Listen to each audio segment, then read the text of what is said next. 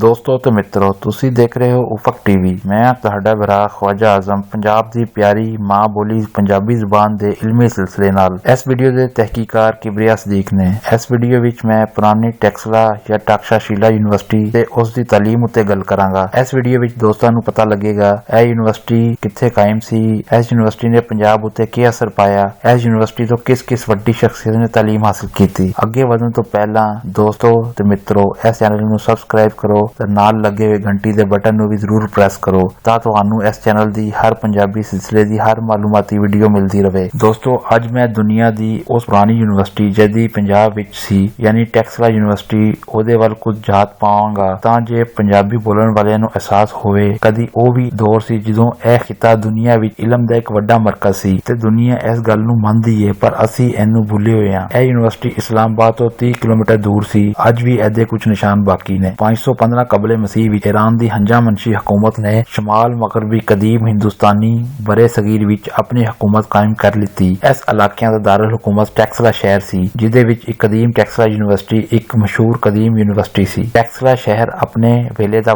Asia ਦਾ ਵੱਡਾ ਤਰੀਨ ਸ਼ਹਿਰ ਸੀ ਤੇ ਹਿੰਦੁਸਤਾਨ ਤੇ ਦੂਜੇ ਮੁਲਕਾਂ ਦੇ ਲੋਕ ਇੱਥੇ ਤਜਾਰਤ ਲਈ ਆਉਂਦੇ ਸੀ ਔਰ ਇਸ ਸ਼ਹਿਰ ਵਿੱਚੋਂ ਗੁਜ਼ਰ ਕੇ ਆਉਂਦੇ ਸਨ। ਟੈਕਸਲਾ ਦੀ ਮਸ਼ਹੂਰ ਯੂਨੀਵਰਸਿਟੀ ਆਪਣੇ ਵੇਲੇ ਦੀ ਇਸ ਖਿੱਤੇ ਦਾ ਸਭ ਤੋਂ ਵੱਡਾ ਇਲਮ ਤੇ ਸਿੱਖਣ ਦਾ ਮਰਕਜ਼ ਬਣ ਗਈ ਸੀ ਤੇ ਰੰਗ ਬਰੰਗੀ ਸਕਾਫਤਾਂ ਨਾਲ ਤਾਲੁਕ ਰੱਖਣ ਵਾਲੇ ਲੋਕਾਂ ਦੇ ਦਰਮਿਆਨ ਇੱਕ ਮਰਕਜ਼ ਬਣ ਗਈ ਸੀ। ਕਦੀਮ ਗੰਦਾਰਾ ਵਿੱਚ ਟਾਕਸ਼ਾਸ਼ੀਲਾ ਸ਼ੁਰੂ ਵਿੱਚ ਹਿੰਦੂ ਤੇ ਬੁੱਧਿਸਟ ਸਿੱਖਣ ਦਾ ਮਰਕਜ਼ ਸੀ। ਕੁਝ ਹਵਾਲਿਆਂ ਦੇ ਮੁਤਾਬਿਕ ਜਿਹੜੇ ਸਿਰਫ 1000 ਵਰਿਆਂ ਬਾਅਦ ਵਿੱਚ ਮਿਲੇ ਨੇ, ਸ਼ਾਇਦ ਇਹਦੀ ਤਾਰੀਖ ਘੱਟ ਤੋਂ ਘੱਟ 5ਵੀਂ ਸਦੀ ਕਬਲੇ ਮਸੀਹ ਵਿੱਚ ਹੋਵੇ। ਕੁਝ ਸਕਾਲਰਾਂ ਨੇ ਟਾਕਸ਼ਾਸ਼ੀਲਾ ਦੇ ਵਜੂਦ ਨੂੰ 6ਵੀਂ ਸਦੀ ਕਬਲੇ ਮਸੀਹ ਤੋਂ ਪਹਿਲਾਂ ਦਾ ਵੀ ਕਿਹਾ ਹੈ। ਇਹ ਸਕੂਲ ਕਈ ਖਾਨਕਾਵਾਂ ਤੇ ਬਣਿਆ ਹੋਇਆ ਸੀ ਜਿਹਦੇ ਵਿੱਚ ਵੱਡੇ ਹਾਸਟਲ ਜਾਂ ਲੈਕਚਰ ਹਾਲ ਸਨ ਜਿੱਥੇ ਮਜ਼ਹਬੀ ਤੇ ਦੁਨੀਆ ਦੀ ਤਾਲੀਮ ਇਨਫਰਾਦੀਅਤ ਦੀ ਬੁਨਿਆਦ ਉੱਤੇ ਦਿੱਤੀ ਜਾਂਦੀ ਸੀ। ਟੈਕਸਲਾ ਜਾਂ ਟਾਕਸ਼ਾਸ਼ੀਲਾ ਸਦੀਆਂ ਕਬਲੇ ਮਸੀਹ ਪਹਿਲਾਂ ਇਲਮ ਦਾ ਇੱਕ ਮਸ਼ਹੂਰ ਮਰਕਜ਼ ਸੀ ਤੇ 5ਵੀਂ ਸਦੀ ਈਸਵੀ ਤੀਕਰ ਇਹ ਅਹਿਲੇ ਇਲਮ ਤੇ ਅਹਿਲੇ ਹੁਨਰ ਦਾ ਇੱਕ ਵੱਡਾ ਮਰਕਜ਼ ਸੀ। ਟੈਕਸਲਾ ਨੂੰ ਚਾਣਕਿਆ ਨਾਲ ਵੀ ਜਾਣਿਆ ਜਾਂਦਾ ਹੈ। ਕਿਹਾ ਜਾਂਦਾ ਹੈ ਕਿ ਚਾਣਕਿਆ ਦਾ ਮਸ਼ਹੂਰ ਮਕਾਲਾ ਅਰਥਾ ਸ਼ਾਸਤਰਾ ਸਨਸਕੁਸ ਬਰਾਏ ਇਲਮੀਆਤ ਇਹ ਟੈਕਸਲਾ ਵਿੱਚ ਹੀ ਲਿਖਿਆ ਗਿਆ ਸੀ। ਮੌਰੀਆ ਸ਼ਹਿਨਸ਼ਾਹ ਚੰਦਰ ਗੁਪਤ ਤੇ ਆਯੁਰਵੈਦਿਕ ਮਸ਼ਹੂਰ ਤਬੀਬ ਚਰਕਾ ਨੇ ਟੈਕਸਲਾ ਵਿੱਚ ਤਾਲੀਮ ਹਾਸਲ ਕੀਤੀ। ਆਮ ਤੌਰ ਉੱਤੇ ਇੱਕ ਤਾਲਿਬ ਇਲਮ ਨੂੰ 9 ਵਰਿਆਂ ਦੀ ਉਮਰ ਵਿੱਚ ਟੈਕਸਲਾ ਵਿੱਚ ਦਾਖਲ ਕੀਤਾ ਜਾਂਦਾ। ਇਹਦੇ ਵਿੱਚ ਲਾ school, medical school, military science school ਜਿਨ੍ਹਾਂ ਵਿੱਚ ਆਰਟਸ ਦੇ ਵਿੱਚ ਤਾਲੀਮ, ਤੀਰਅੰਦਾਜ਼ੀ, ਸ਼ਿਕਾਰ ਤੇ ਹਾਥੀਆਂ ਦੀ ਤਾਲੀਮ ਵਰਗੀ ਮਹਾਰਤ ਸ਼ਾਮਲ ਸੀ ਨੂੰ ਪੜ੍ਹਾਇਆ ਜਾਂਦਾ ਸੀ। ਇਹ ਯੂਨੀਵਰਸਿਟੀ ਖਾਸ ਤੌਰ ਤੇ ਸਾਇੰਸ, ਤਿਬ, ਫਨੂਨ ਲਤੀਫਾ ਲਈ ਸ਼ੋਹਰਤ ਰੱਖਦੀ ਸੀ। ਇਹਦੇ ਵਿੱਚ ਮਜ਼ਹਬੀ ਤੇ ਸੈਕੂਲਰ ਦੋਵਾਂ ਤਰ੍ਹਾਂ ਦੇ ਮਜ਼ਮੂਨ ਪੜ੍ਹਾਏ ਜਾਂਦੇ ਸਨ। ਕਹਿੰਦੇ ਨੇ ਇੱਕ ਵੇਲਾ ਸੀ ਇਹਦੇ ਵਿੱਚ 68 ਮਜ਼ਮੂਨ ਪੜ੍ਹਾਏ ਜਾਂਦੇ ਸਨ ਜਿਹਦੇ ਆਪਣੇ ਵੇਲੇ ਦੇ ਜਦੀਦ ਸਾਇੰਸ, ਸਿਆਸਤ ਤੇ ਮਾਸ਼ੀਆਤ ਵਰਗੇ ਅਲੂਮ ਸ਼ਾਮਲ ਸਨ। ਇੱਥੇ ਤੀਕਰ ਕੇ ਬਹੁਤ ਸਾਰੇ ਮਜ਼ਮੂਨ ਸਿੱਖਣ ਲਈ ਜਿਵੇਂ ਤੀਰਅੰਦਾਜ਼ੀ ਜਾਂ ਇਲਮ ਨਜੂਮ ਤਲਬਾ ਹਿੰਦੁਸਤਾਨ ਦੇ ਦੂਰ ਪਾਰੋਂ ਇਲਾਕਿਆਂ ਵਿੱਚੋਂ ਆਉਂਦੇ ਸਨ ਤੇ ਇਸ ਤੋਂ ਫੈਜ਼ ਪਾ ਕੇ ਜਾਂਦੇ ਸਨ। ਇਹ ਯਕੀਨੀ ਗੱਲ ਹੈ ਕਿ ਚੀਨ, ਬਾਬਲ, ਸ਼ਾਮ ਔਰ ਯੂਨਾਨ ਦੇ 10,000 ਤੋਂ ਵੱਧ ਤਲਬਾ ਨੇ ਹਿੰਦੁਸਤਾਨੀ ਤਲਬਾ ਦੇ ਨਾਲ ਇੱਥੇ ਤਾਲੀਮ ਹਾਸਲ ਕੀਤੀ। ਈਰਾਨੀ ਹੰਜਾ-ਮੰਸ਼ੀ ਹਕੂਮਤ ਨੇ ਟੈਕਸਲਾ ਨੂੰ ਫਤਹ ਕਰ ਲਿੱਤਾ ਤੇ ਇਹ ਯੂਨੀਵਰਸਿਟੀ ਈਰਾਨੀ ਹੰਜਾ-ਮੰਸ਼ੀ ਹਕੂਮਤ ਦਾ ਹਿੱਸਾ ਬਣ ਗਈ। ਮੁਮਕਿਨ ਹੈ ਕਿ ਇਸ ਫਤਹ ਨੇ ਟੈਕਸਲਾ ਯੂਨੀਵਰਸਿਟੀ ਨੂੰ ਇੱਕ ਅਨੇਕ ਕਾਇਨਾਤੀ ਮਾਹੌਲ ਦਿੱਤਾ ਜਿਹਦੇ ਵਿੱਚ ਰੰਗ ਦੀਆਂ ਸਕਾਫਤਾਂ ਤੇ ਨਸਲਾਂ ਆਪਣੇ ਇਲਮ ਤੇ ਫਨ ਦਾ ਤਬਾਦਲਾ ਕਰ ਸਕਦੀਆਂ ਸਨ ਤੇ ਇਲਮ ਹਾਸਲ ਕਰ ਸਕਦੀਆਂ ਸਨ। ਬੁੱਧ ਦੇ ਬਹੁਤ ਸਾਰੇ ਹਮਅਸਰ ਤੇ ਕਰੀਬੀ ਚੇਲੇ ਹੰਜਾ-ਮੰਸ਼ੀ ਈਰਾਨੀ ਟੈਕਸਲਾ ਵਿੱਚ ਤਾਲੀਮ ਹਾਸਲ ਕਰਦੇ ਸਨ। ਕੋਸਾਲਾ ਦਾ ਬਾਦਸ਼ਾਹ ਪਸੇਡਾਨੀ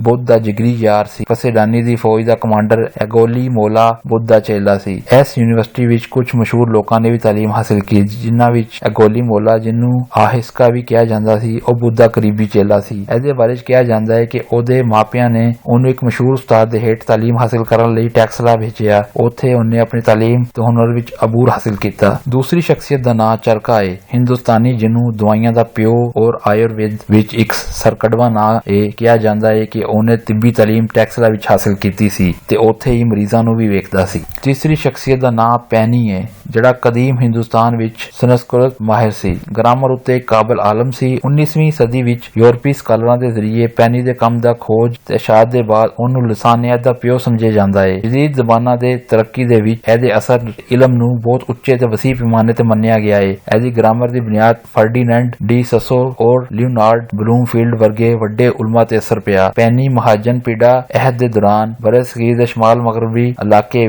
ਵਿੱਚ ਕਦੀਮ ਗੰਧਾਰਾ ਦੇ ਸ਼ਾਲਾ ਤੋਲਾ ਵਿੱਚ ਰਹਿੰਦੇ ਸਨ। ਉਹਨਾਂ ਨੇ ਟੈਕਸਲਾ ਯੂਨੀਵਰਸਿਟੀ ਤੋਂ ਹੀ ਤਾਲੀਮ ਹਾਸਲ ਕੀਤੀ ਸੀ।